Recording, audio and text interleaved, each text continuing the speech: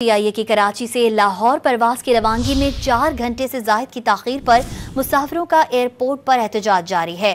सुबह 7 बजे रवाना होने वाली परवास PK 300 ताहाल रवाना ना हो सकी। मजीद जानते हैं डॉन न्यूज़ के नुमाइंदे सैयद वसीम से। जी सैयद वसीम, बताइएगा ताख़ीर की क्या वजह सामने आई है?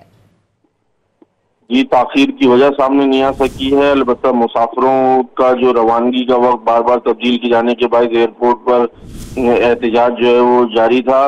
PIA कराची से लाहौर की परवाज रवानगी में 4 घंटे से ज़ायद की ताखीर के बायस जो है वो मुसाफिरों की जो तादाद है जो इस परवाज के जरिए जिनको सफर करना था वो जो है वो एयरपोर्ट लाउंज में अपना एहतजाज रिकॉर्ड करा रहे थे। सुबह 7 बजे रवाना होने वाली परवाज PK 302 को 3 बार जो है वो उसका वक्त तब्दील किया गया, जिस पर जो है मुसाफिर सरापा एहतियाज हो गए। जो PIA इंतजामिया उसकी जानिब से जो परवाज की रवानगी के लिए मुमकिन वक्त 12 बजे दिया गया था, 12 बजे भी जो है वो परवाज रवाना नहीं हो सकी थी।